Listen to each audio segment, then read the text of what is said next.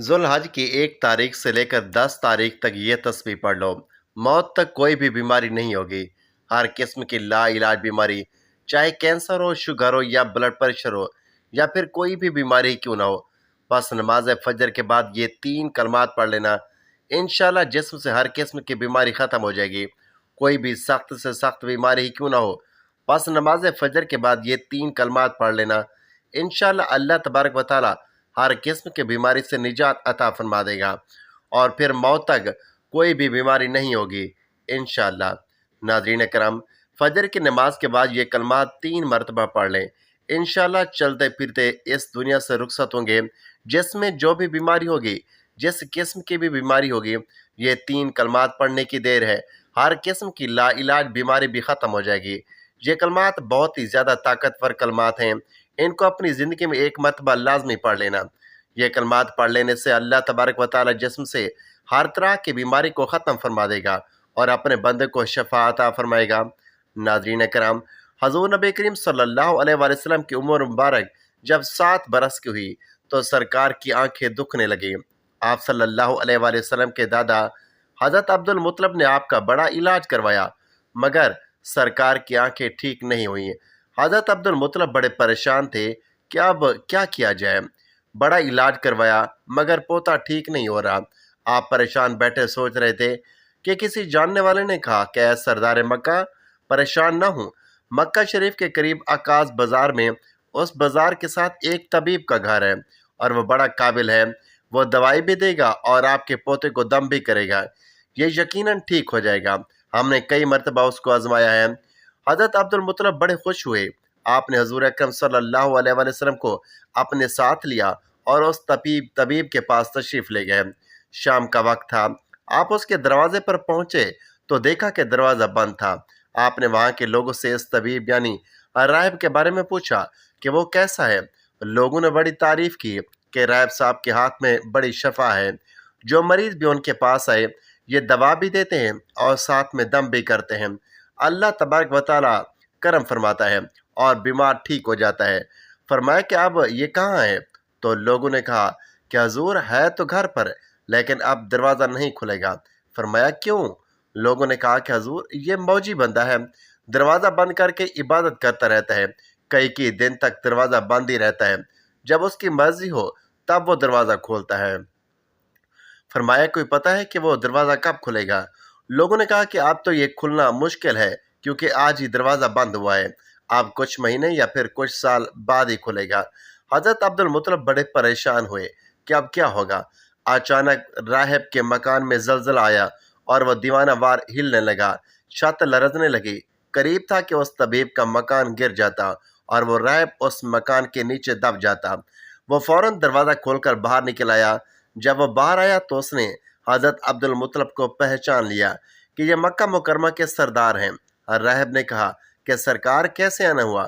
حضرت عبد المطلب نے فرمایا یہ میرا پوتا بیمار تھا، آنکھیں ٹھیک نہیں ہو رہی تھیں، سنا ہے کہ آپ دوا بھی دیتے ہیں اور دم بھی کرتے ہیں، مہربانی کریں جلدی سے کوئی دوا دیں اور دم بھی کریں تاکہ میرا پوتا ٹھیک ہو جائے۔ راہب نے جب پیارے آقا حضرت محمد صلی اللہ علیہ وآلہ وسلم کے چہرے کا نور دیکھا تو دیکھتا ہی رہ گیا، پھر کمرے میں گیا، غسل کیا، نئے کپڑے پہنے، خوشبو لگائی اور پھر ایک آسمانی صحیفے کے چند اوراق اٹھا لایا۔ سرکار کے پاس آ کر دیکھنے لگا، کبھی اپنی کتاب دیکھتا، کبھی سرکار کا چہرہ انور دیکھتا، کبھی کتاب دیکھتا، کبھی واللیل کی زلفوں کو دیکھتا۔ سارے اوراق بھی دیکھے، کملی والے کو سر سے لے کر پاؤں تک بھی دیکھا، پھر قدموں میں گر کر کہنے لگا اے محمد صلی اللہ علیہ وآلہ وسلم، میں گواہی دیتا ہوں کہ آپ اللہ تعالیٰ کے آخری نبی ہیں، آپ کے بعد کوئی نبی نہیں آئے گا۔ سبحان اللہ، عظمت مصطفیٰ کی ابھی اللہ نے نبوت کا اعلان فرمایا نہیں، لیکن راہب پہلے ہی کلمہ پڑھ کر گواہی دے رہا ہے۔ حضرت عبد المطلب راہب کی بات سن کر بڑے خوش ہوئے اور پھر فرمایا راہب صاحب جس کام کے لیے میں حاضر ہوا ہوں وہ جلدی کریں۔ راہب نے کہا کہ کون سا کام؟ فرمایا کہ میرے پوتے کو دوا بھی دو اور اسے دم بھی کرو تاکہ اس کی آنکھیں ٹھیک ہو جائیں۔ راہب نے کہا کہ حضرت آپ کیا کہہ رہے ہیں، میں اس کا علاج کروں؟ حضرت عبد المطلب نے فرمایا راہب صاحب میں تو آیا ہی اس خاطر ہوں۔ راہب کی آنکھوں میں آنسو آ گئے اور کہا کہ سرکار آپ نے محمد صلی اللہ علیہ وآلہ وسلم کی عظمت کو سمجھا ہی نہیں۔ آپ طبیب کو مریض کے پاس لے کر آئے ہیں، مقدس کو گناہ گار کے پاس لے کر آئے ہیں، شفائے کائنات کو مرض مجسم کے پاس لے کر آئے ہیں، داتا کو بھکاری کے پاس لے کر آئے ہیں، مختار کو مجبور کے پاس لے کر آئے ہیں، نبی کو امتی کے پاس لے کر آئے ہیں۔ اے عبد المطلب، میں اپنے عبادت خانے میں بیٹھا اللہ کی عبادت کر رہا تھا کہ اچانک میرا سارا مکان لرزنے لگا۔ اگر میں باہر نہ آتا تو مکان کے نیچے آ کر دب جاتا۔ اے سردار مکہ، تیرا یہ پوتا بڑا ہی شان والا ہے، بڑی عظمت والا ہے، بڑے مقام والا ہے۔ دیکھ، اس کے چہرے سے نور کے فوارے نکل رہے ہیں۔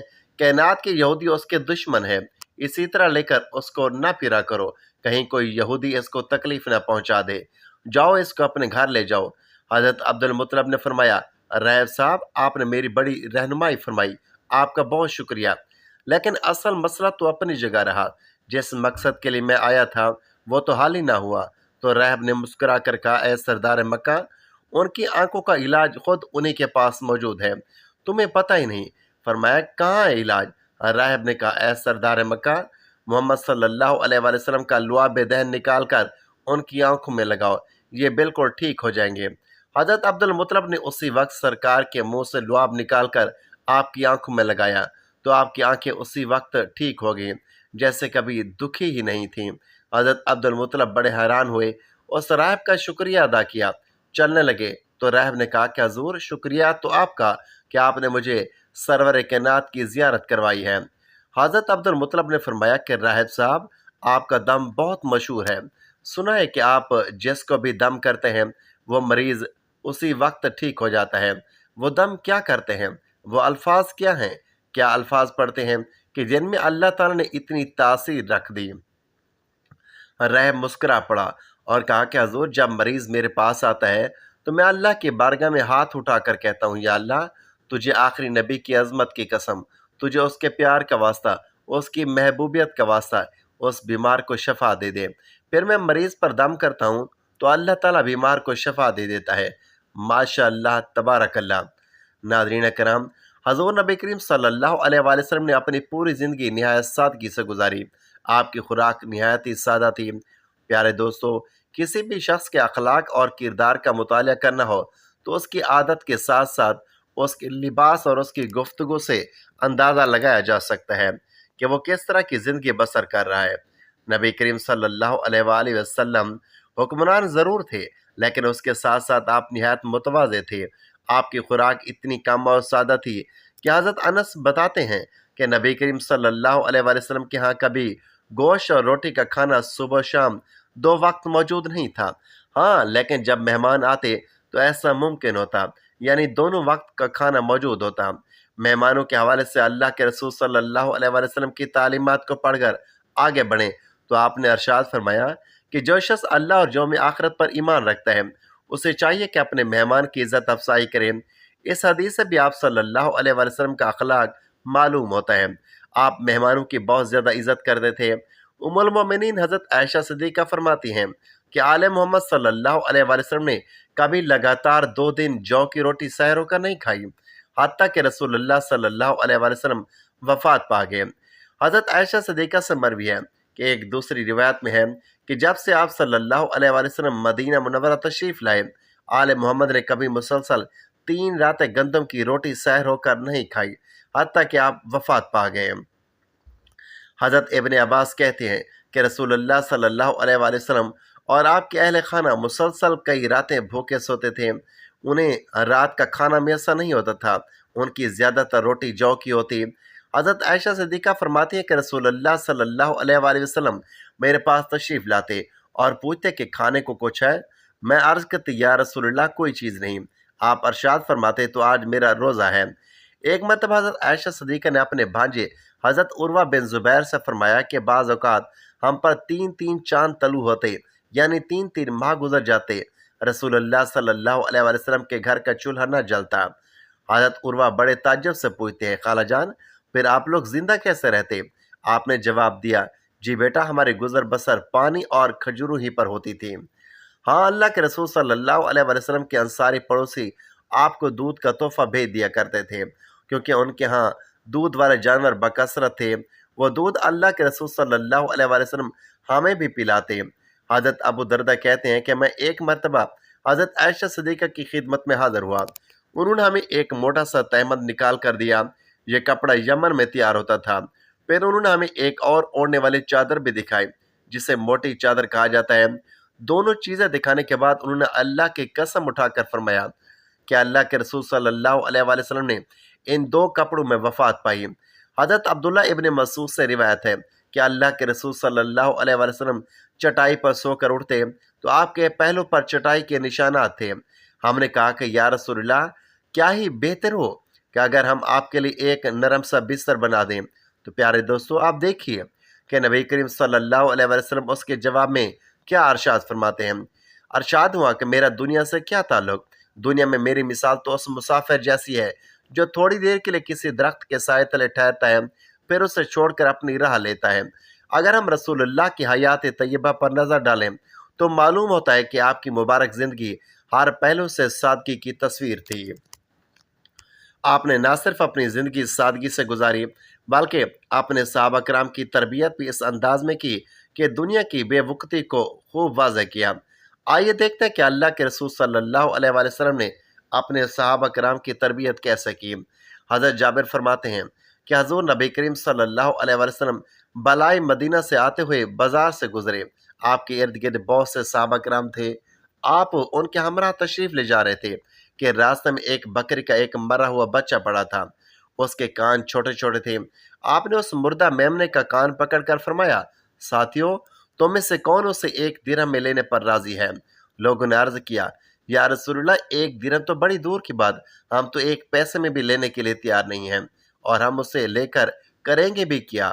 ارشاد ہوا کہ اچھا، تم یہ مفت لینے کے لیے تیار ہو؟ تو لوگوں نے جواب دیا کہ میں عرض کیا، یا رسول اللہ صلی اللہ علیہ وسلم، اگر یہ زندہ ہوتا تب بھی یہ عیب داروں میں شمار ہوتا، کیونکہ اس کے کان بہت چھوٹے ہیں، اور اب تو یہ مرا ہوا ہے۔ مراد یہ کہ اسے مفت لینے کے لیے بھی تیار نہیں ہے۔ آپ دیکھیے کہ اللہ کے رسول صلی اللہ علیہ وسلم دنیا کی بے ثباتی اور اس کی کم حیثیت کو کس طرح واضح کرتے ہیں۔ ارشاد ہوا، اللہ کی قسم، اللہ تعالیٰ کے نزدیک دنیا اس مردار سے بھی کم حیثیت رکھتی ہے۔ اور پھر ایک جگہ اپنے ساتھیوں کے سامنے دنیا کی حقیقت اس طرح بیان فرمائی کہ دنیا اللہ کے ہاں مچھر کے پر کے برابر بھی حیثیت رکھتی ہوتی تو وہ کسی کافر کو دنیا میں پانی کا ایک گھونٹ پینے کو نہ دیتا۔ اللہ اکبر۔ ناظرین کرام، ذوالحج کا بابرکت مہینہ ہے اور اللہ کے ہاں 4 احترام والے مہینوں میں سے ایک ہے۔ آج کا وظیفہ اس قدر شاندار وظیفہ ہے کہ ماہ ذوالحج کے پہلے عشرے میں اگر کوئی شخص نماز فجر کے بعد یہ 3 کلمات پڑھ لیا کرے تو انشاءاللہ اس کے جسم سے ہر طرح کی بیماری ختم ہو جائے گی اور پھر موت تک کوئی بھی بیماری قریب بھی نہیں آئے گی۔ جان لیجئے کہ یہ کلمات بہت زیادہ بابرکت ہیں، بالکل اسی طرح جس طرح سے یہ ایام برکت والے ہیں اور رحمت والے ہیں۔ اللہ تبارک و تعالی نے ان کلمات میں بہت زیادہ طاقت رکھی ہے۔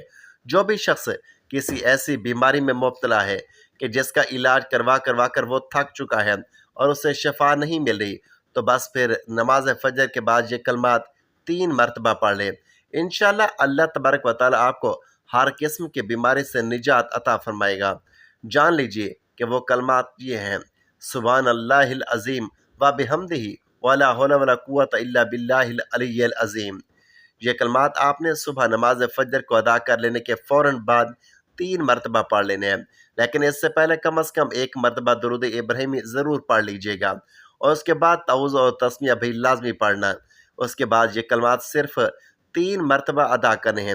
3 بار یہ کلمات پڑھنے کے بعد آپ نے ایک تسبیح پہلے کلمے کی اس طریقے سے کر لینی ہے جو ابھی آپ کو بتایا جائے گا۔ انگلی پر گن کر یا پھر تسبیح کے دانوں پر پورے 100 مرتبہ پڑھیں، لا الہ الا اللہ، اور پھر آخر میں ایک بار پڑھیے محمد رسول اللہ۔ یوں آپ کی ایک تسبیح مکمل ہو جائے گی۔ اس کے بعد آپ نے پھر سے اتنی ہی مرتبہ درود ابراہیمی پڑھ لینا ہے جتنی بار آپ نے وظیفے کے آغاز میں پڑھا تھا۔ آپ کو جو بھی بیماری ہوگی، جو بھی سخت سے سخت پریشانی مشکل ہوگی، انشاءاللہ اللہ تعالیٰ آپ کی ہر طرح کی لا علاج بیماری اور مشکل کو ان 10 دنوں کے اندر اندر ختم کر دے گا۔ آپ کو ان کلمات کا اثر فوراً دیکھنے کو ملے گا انشاءاللہ۔ اللہ تبارک و تعالیٰ آپ کو ان کلمات کو پڑھنے سے فوراً شفا عطا فرمائے گا۔ ناظرین کرام، جان لیجیے کہ یہ کلمات آپ نے 3 مرتبہ پڑھ لینے ہیں، اور اول و آخر کم از کم 1 مرتبہ یا 3 مرتبہ یا 7 مرتبہ درود پاک بھی پڑھ لینا ہے۔ انشاءاللہ اس عمل کو کرتے ہی آپ شفا یاب ہو جائیں گے۔ اللہ تبارک و تعالیٰ سے دعا ہے کہ اللہ تبارک و تعالیٰ نیکی کی بات کو سننے سمجھنے اور اس پر عمل کرنے کی توفیق اور طاقت عطا فرمائے۔ میرا سنانا اور آپ کا سننا اپنی بارگاہ الہی میں قبول و منظور فرمائے، آمین یا رب العالمین۔ ناظرین کرام، آخر میں آپ لوگوں سے درخواست ہے کہ میری آج کی اس معلوماتی ویڈیو کو لائک اور شیئر ضرور کر دیجئے، اور ہمارے اس اسلامی اور اصلاحی چینل کو سبسکرائب ضرور کیجئے۔ اللہ ہم سب کا حامی و ناصر ہو، آمین، جزاک اللہ۔